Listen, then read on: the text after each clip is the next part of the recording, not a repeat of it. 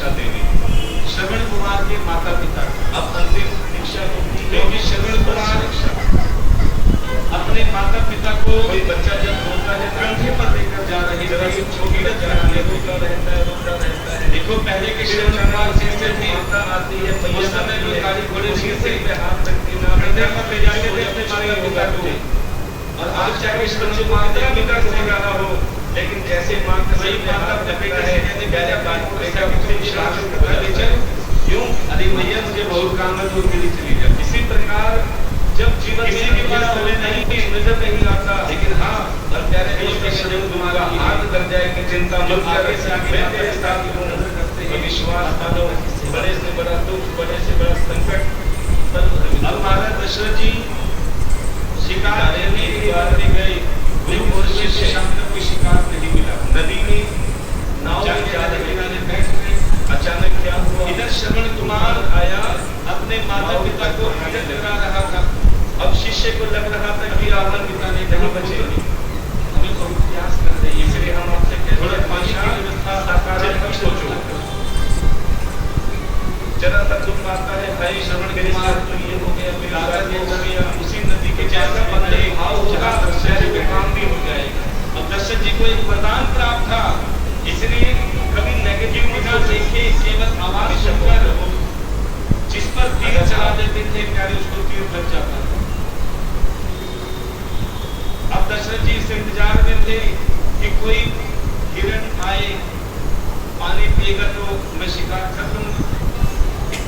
हिरण तो आया नहीं, प्यारे श्रवण कुमार आए जिन्होंने गागर नदी में डाली, और जैसे गागर नदी में डलती है तो प्यारे बुलबुले की आवाज आती है। दशरथ जी को वो बुलबुले की आवाज सुनाई दी, उन्हें लगा कि कोई पशु कोई हिरण आया है। बिना देखे दशरथ जी ने तीर छोड़ दी और वो तीर सीधा श्रवण कुमार पे लग गया और श्रवण कुमार की मृत्यु हो गई। तभी श्रवण कुमार के माता पिता ने तुरंत महाराज दशरथ जी को श्राप दे डाला कि महाराज तुमने हमें हमारे पुत्र से वियोग कराया है, हम तुम्हें श्राप देते हैं कि तुम भी पुत्र वियोग के ही जियोगे, तुम्हें पुत्र की प्राप्ति पुत्र का सुख नहीं मिलेगा। यानी हुआ भी ऐसा ही, महाराज दशरथ जी के अपनी कोई संतान नहीं हुई। तब उन्होंने श्रृंगी ऋषि से संतान उत्पत्ति यज्ञ कराया। तब श्रृंगी ऋषि ने एक घी का दोना दिया, बोले महाराज यदि धर्मपत्नी को खिला देना पुत्र प्राप्त हो जाएगा। अब खीर का दोना एक और धर्मपत्नी कितनी 3। वो खीर का दोना कौशल्या जी को दिया, कौशल्या जी ने उस खीर के दोने में से आधे आधे 2 हिस्से किए, एक कौशल्या जी ने रखा और एक एक को दे दिया। अब सुमित्रा जी कहने लगी अरे बहन मैं तुम्हारी सबसे प्रिय बहन हूँ, जो भी तुम लाते हो मुझे देती हो ना। कौशल्या जी और सुमित्रा जी कहने लगी बहन तू हमें इतनी प्रिय है, हम तुझे एक हिस्सा नहीं हम तुझे 2 हिस्से देंगे। कौशल्या जी ने अपने आधे में आधा हिस्सा, केके ने अपने आधे में आधा हिस्सा, अर्थात 2 हिस्से सुमित्रा जी को दिए। जो हिस्सा कौशल्या जी के पास में था उनसे श्री राम जी का जन्म हुआ। बोलिए श्री रामचंद्र भगवान की जय।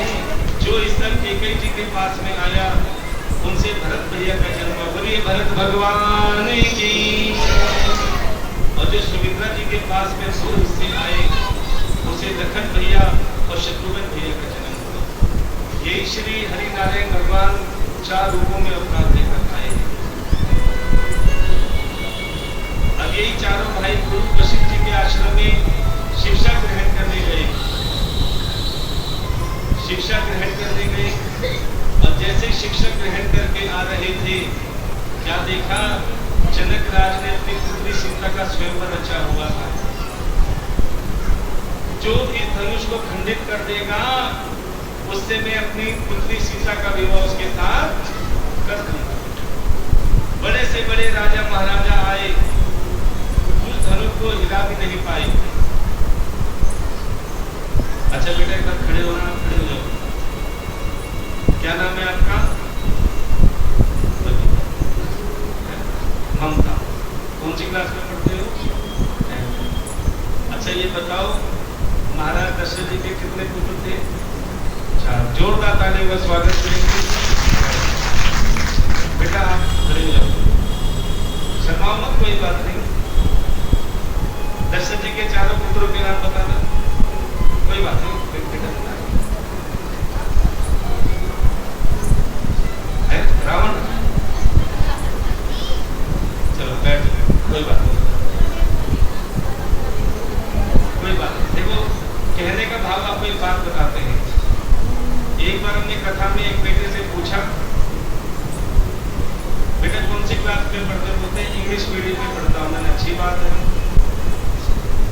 मैंने उनसे पूछा जनक राज ने जो धनुष रखा था वो धनुष किसने तोड़ा? इतना सुनते ही वो बच्चा जोर जोर से रोने लग गया। अरे भाई मैंने ऐसे कैसे प्रश्न पूछ दिया? बोले मुझे पता था कि जो कुछ भी पूछेगा मेरा ही नाम लगेगा। घर में कोई भी नुकसान होता है मेरा नाम लगता है, ये भी टूटने वाला है तो तुम मेरा ही नाम लगाओगे। तो सज्जनों कहने का भाव है आजकल के बच्चों को थोड़ा शास्त्रों का ज्ञान कम है, क्योंकि हम उन्हें एजुकेशन तो दे रहे हैं, पैसा भी दे रहे हैं, लेकिन शास्त्रों का ज्ञान बहुत कम दे रहे हैं। इसलिए अगर आप चाहते हो कि धर्म बचा रहे तो यानी कभी कभी उनको हनुमान चालीसा का पाठ भी पढ़ाओ, कभी कभी उसे रामायण की चौपाइयां भी पढ़ाओ, कभी कभी उसे मंदिर में ले जाओ और कभी कभी उसे कथा में भी लाओ। जाने अनजाने में 10 बातों में एक बात भी अगर कान में चली गई, विश्वास मानो वो बच्चा तुम्हारे परिवार को साथ देगा। अब प्यारे बड़े से बड़े राजा महाराजा आए, वो धनुष को हिला भी नहीं पाए। तब प्रभु श्री राम जी आए, उन्होंने फूल की भांति उस धनुष को उठाया और कहे तिनके की भांति धनुष को खंडित कर दिया। और कहे जैसे ही धनुष टूटा, जनक राज ने अपनी पुत्री सीता का विवाह श्री रामचंद्र जी से कर दिया। अभी श्री रामचंद्र जी सियावर रामचंद्र बन गए। बोलिए सियावर रामचंद्र भगवान की जय। और वहीं 4 भैया की विवाह हुआ और घर में बहुत अच्छा कार्य हो रहा था, सब खुश थे। लेकिन कहते हैं दहेज में कोई ऐसी वस्तु आ जाती है जो बहुत नुकसानदायक होती है। महाराज दशरथ जी के दहेज में एक दासी आई थी जिसका नाम था संतरा, मंथरा नाम था। उस मंथरा ने केकई को ऐसा पाठ पढ़ाया, ऐसा पाठ पढ़ाया। अब केकई जी महाराज दशरथ जी के कक्ष में गई, क्योंकि महाराज दशरथ जी ने ये मुहूर्त पिटवा दिया था कि कल सुबह होते ही मेरे पुत्र राम का राज तिलक होगा। प्यारे दशरथ जी बड़े प्रसन्न थे। जैसे केकई जी आई, बोले महाराज मैं आपसे कुछ कहना चाहती हूँ। बोले महाराज जो आपकी इच्छा हो रानी कहो। बोले तुम्हें याद होगा तुमने मुझे 2 वचन कहे थे कि जब समय आए तो मान लेना। आज वो समय आ गया है।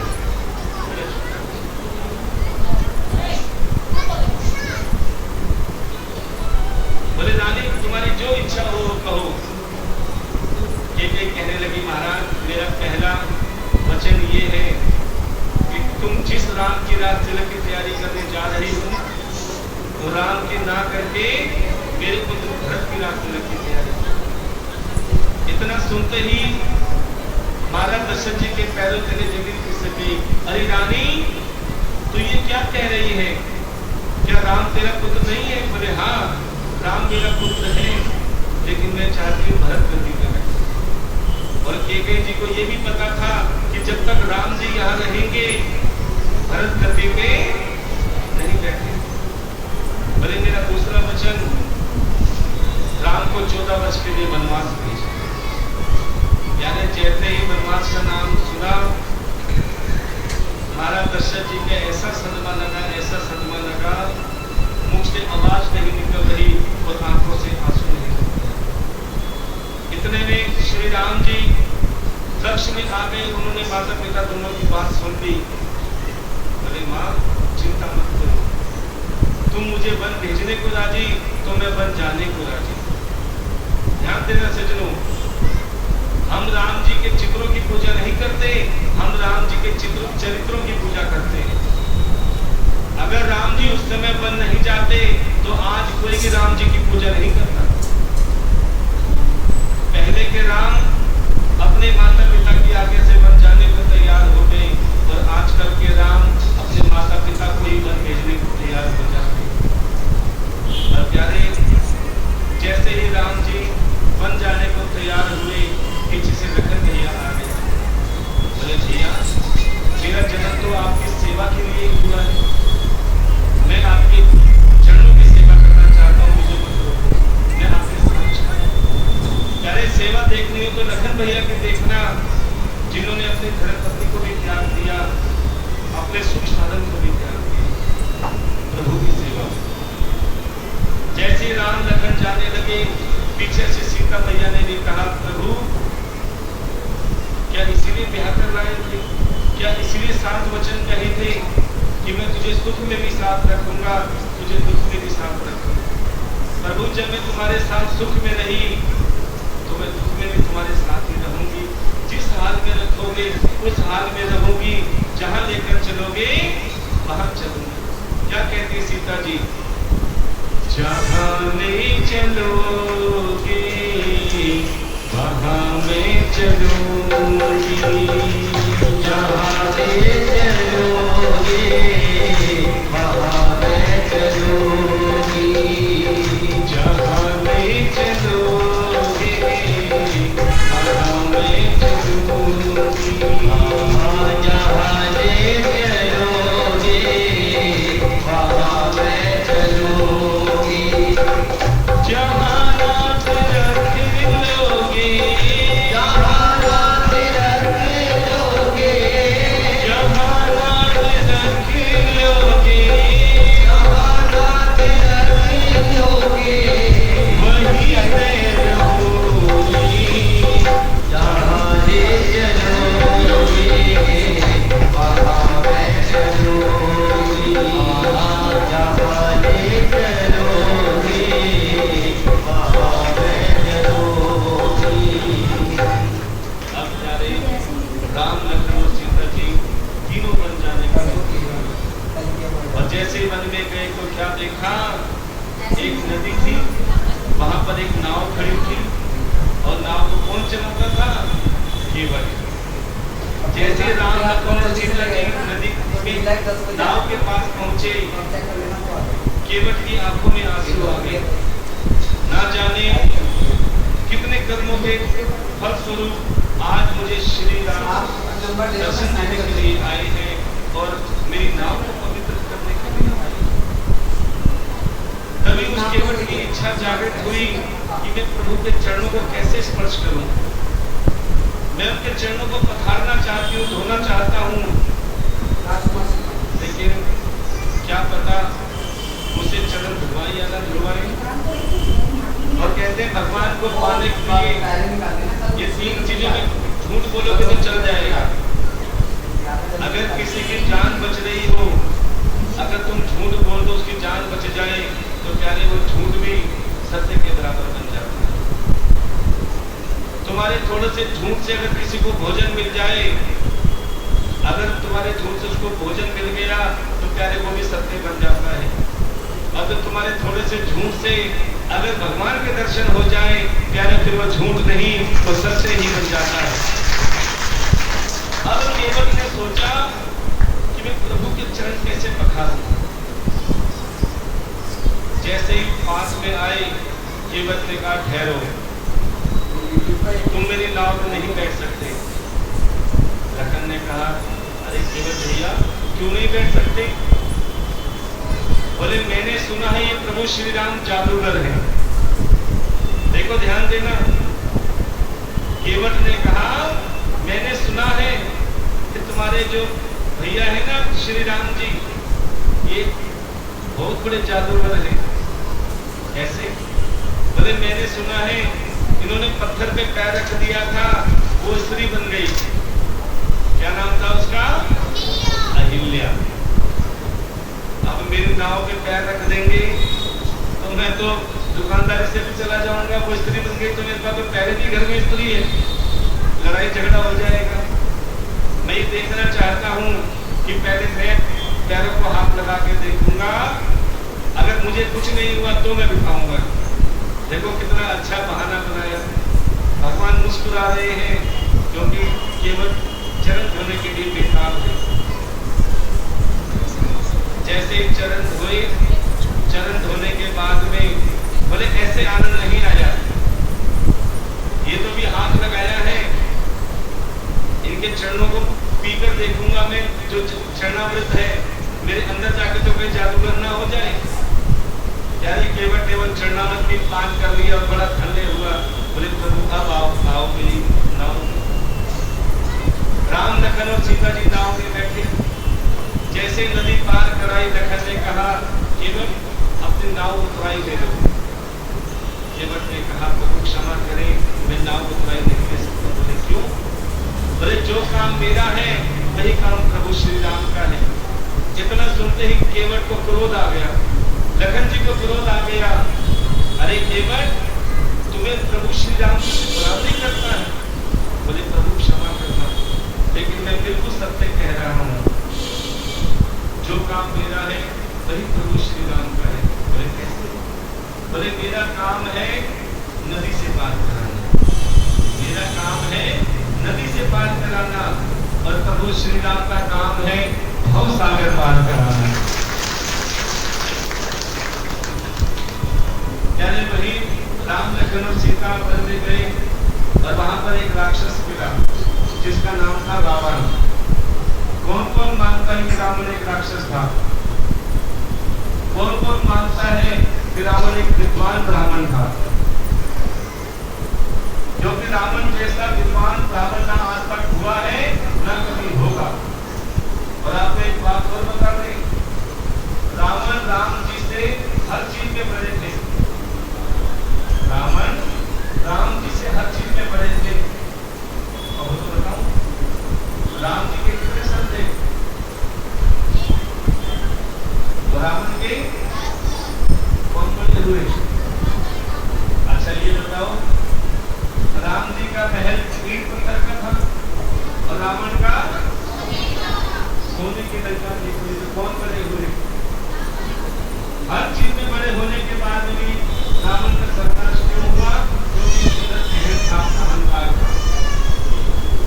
इसलिए आप भी भगवान से कहो कि हे गोविंद, हमें सब कुछ देना, लेकिन अभिमान, क्योंकि अभिमान अगर आ गया तो पहले सर्वनाश निश्चित है। अभिमान में 3 चीजें बिल्कुल चले गई, धन, वैभव और वंश। ना मानो तो देख लो, रावण, कौरव और कंस, ये तीनों अभिमान में ही गए हैं। जब राम जी ने रावण का वध किया और पुष्पक विमान में अयोध्या आए तो कौशल्या जी ने राम जी से पूछा कि पुत्र, रावण को किसने मारा? तो राम जी ने कहा रावण को मैंने मारा। तब कौशल्या जी कहने लगी, पुत्र रावण को तुमने मारा? बोले ना भैया, रावण को मैंने नहीं मारा, रावण को उसकी मैंने मारा, क्योंकि उसके अंदर जो अहंता अहंकार था, इसी वजह से उसका सर्वनाश हुआ, वरना राम को कोई मार नहीं सकता। और प्यारे, अब हम चलते हैं ठाकुर जी की जन्म उत्सव की ओर। थोड़ी सी बीच में जगह छोड़ दो, आधा किलोमीटर प्राचीन काल में यदुवंशी राजा थे सूरसेन। उनके पुत्र वसुदेव जी जो देवकी के साथ विवाह करके उनके चचेरे भाई के पुत्र कंस जो अपने रथ पे देवकी और वासुदेव जी को लेकर जा रहे हैं। जैसे ही रास्ते में बिजली कड़की और आकाशवाणी हुई, अरे कंस, तू किसको लेकर जा रहा है?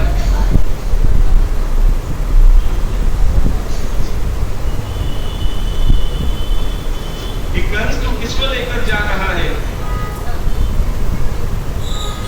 अब कंस ने सोचा शायद ये मेरा भ्रम होगा। कंस ने रथ नहीं रोका। जैसे रथ और आगे गया, नारद जी के सामने प्रकट हुआ। नारद जी ने भी यही कहा, अरे कंस, तू किसको लेकर जा रहा है? बोले मैं अपनी बहन को लेकर जा रहा हूँ। बोले ये तेरी बहन नहीं, तेरा काल है, तेरी मृत्यु है। बोले मेरी बहन, तेरा काल कैसे हो सकती है? बोले तेरी बहन का 8वां पुत्र तेरा काल बन के आएगा। तभी कंस ने आओ देखा ना ताओ, मन में सोचा ना रहेगा बांस। उसी से मैं रथ रोककर देवकी के केश पकड़े और नीचे उतार दिया, और जैसे तलवार से मारने जा रहे थे, तभी वसुदेव जी कहने लगे, अरे कंस, तुम्हारी बहन ने तुम्हारा क्या बिगाड़ा है? तुम्हें इसके 8वें पुत्र से भय है ना? तो मैं वचन देता हूँ, तुम हमारे सारे पुत्रों को मार देना, हम तुम्हें कुछ नहीं कहेंगे। और ये संसार जानता है कि वसुदेव कभी झूठ नहीं कहते। अब प्यारे, कंस ने देवकी को और वसुदेव जी को ससुराल ना ले जाकर कारागार में डाल दिया। एक एक करके 6 पुत्रों की कंस ने निर्मम हत्या कर दी। 7वां पुत्र संकर्षण द्वारा रोहिणी के घर में प्रवेश करवा दिया। रोहिणी कौन थी? वसुदेव जी की दूसरी पत्नी, जो नंद बाबा के यहाँ रहती थी। जैसे 8वां पुत्र होने जा रहा है, देवकी प्रभु से प्रार्थना करती कि हे गोविंद, मुझे कंस के अत्याचार से बचाओ। हमारे ठाकुर जी का प्राकट्य होने जा रहा है। सबने जोरदार तालियों के साथ ठाकुर जी का स्वागत करना है और यही कहना है, आदम की है रात, आदम की है रात, कालम तुम ही जानो रे। आदम की है रात, आदम की है रात, कालम तुम ही जानो रे।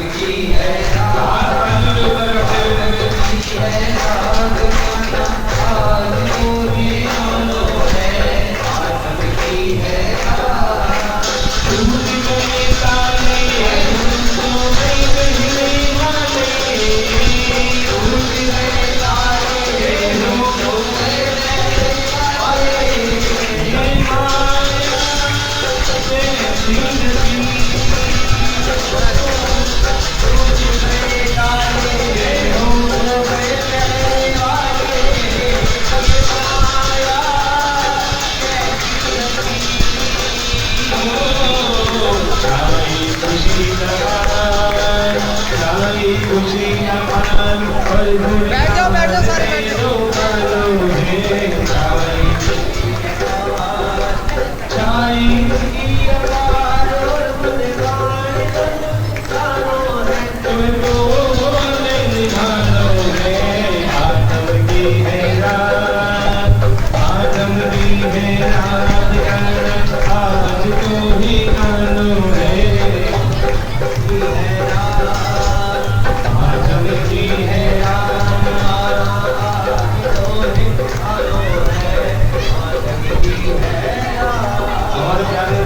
आश्रम के रास्ते राधा का जन्म हुआ और वसुदेव जी टोकरी पे रखकर छोटे से लला को गोकुल में गए और गोकुल में यशोदा मैया की बगल में सुलाया और सबको सुबह पता चल गया, है गयो लल्ला, है गयो लल्ला।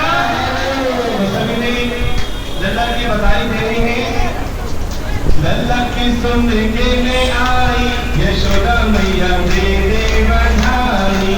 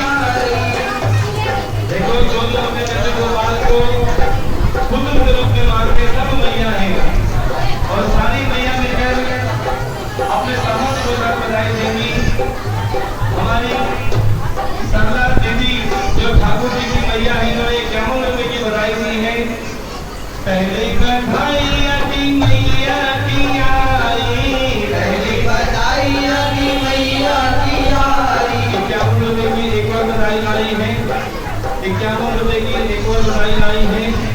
पहली बधाई अभी मैया की आई, पहली बधाई की मैया की आई, ओ मैया की आई, ओ मैया की आई, मैया की आई, ओ मैया की आई।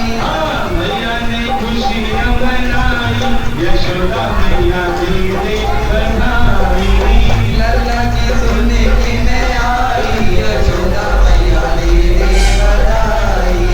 दे दे बधाई मैया दे दे बधाई, दे दे बधाई मैया दे दे बधाई, ओ दे दे बधाई, ओ दे दे बधाई, ओ दे दे बधाई।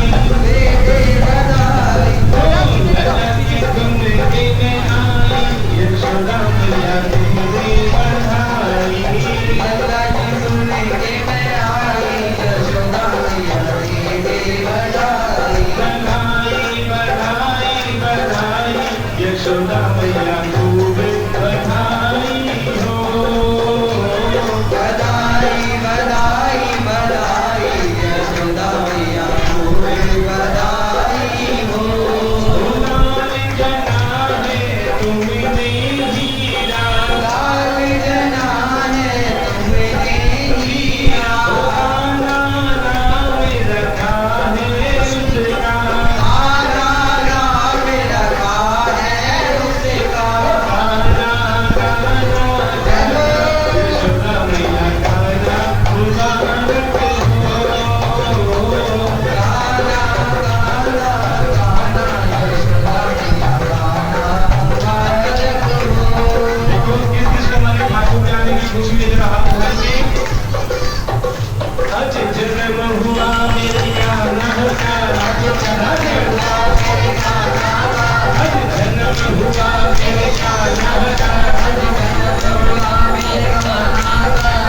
आज नहीं नचोगे तो फिर कब नचोगे, आज नहीं नचोगे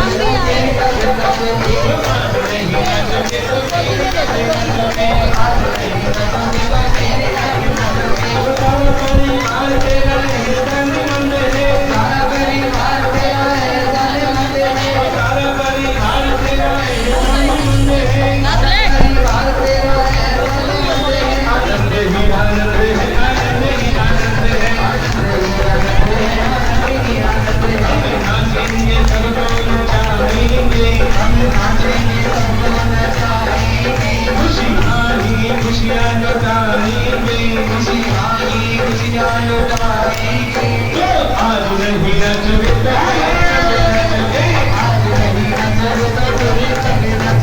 आज नहीं नचोगे तो फिर कभी नचोगे। सारे मोहल्ले में हल्ला हो गया, सारे मोहल्ले में हल्ला हो गया। अरे ये यशोदा के जन्म हो गया, सारे मोहल्ले में हल्ला हो गया, सारे मोहल्ले में हल्ला हो गया। अरे सुख के यहाँ पे पता हो गया, सुख के यहाँ पे पता हो गया। सजना है अलीपुर गाँव, आई है सखियाँ रणवीर सहेली, आई है सखियाँ रणवीर सहेली। आशा अलीपुर डला हो गया, आशा अलीपुर डला हो गया।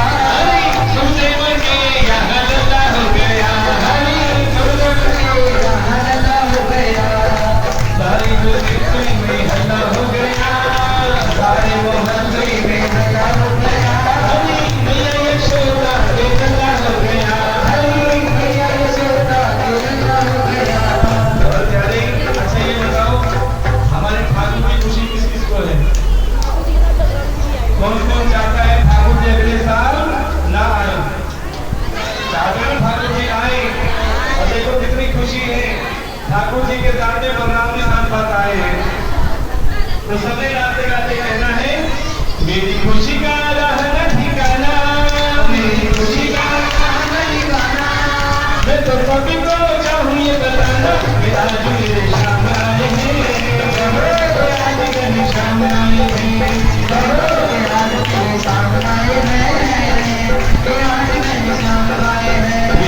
खुशी का राह नहीं जाना, मेरी खुशी का राह नहीं जाना, मैं तो सबको चाहूँ ये बताना कि आज मेरे शाम आए हैं, कि आज घर में शाम आए हैं, कि आज मेरे शाम आए हैं, कि आज मेरे शाम आए हैं।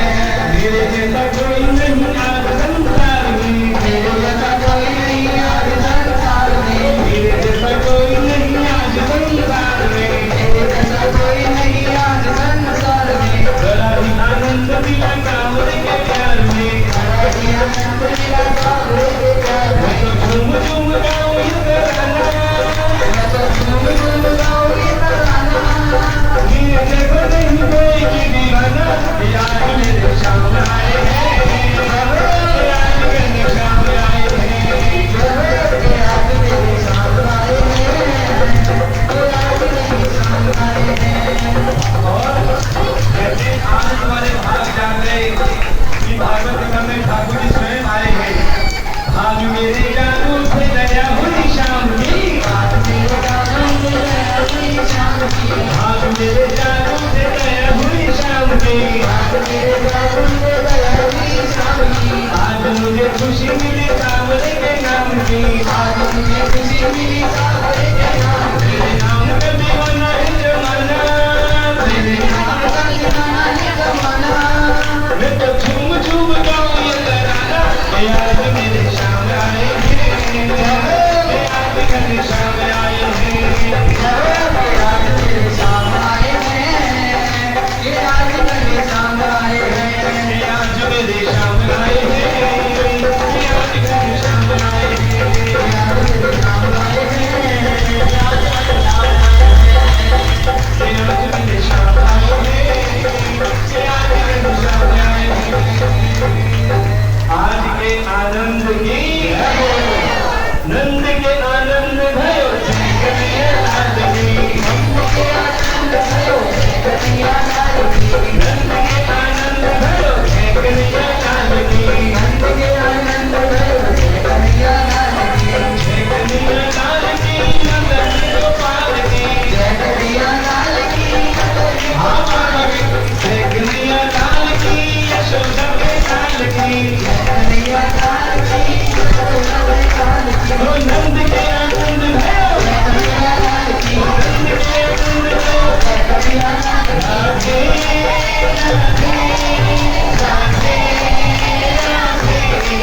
राधे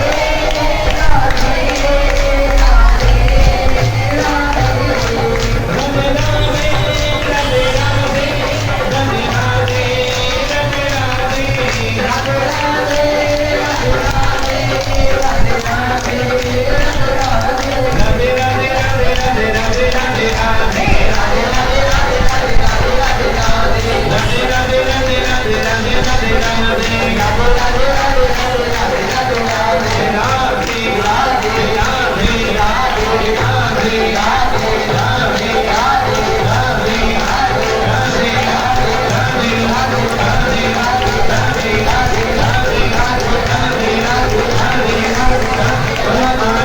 आनंद की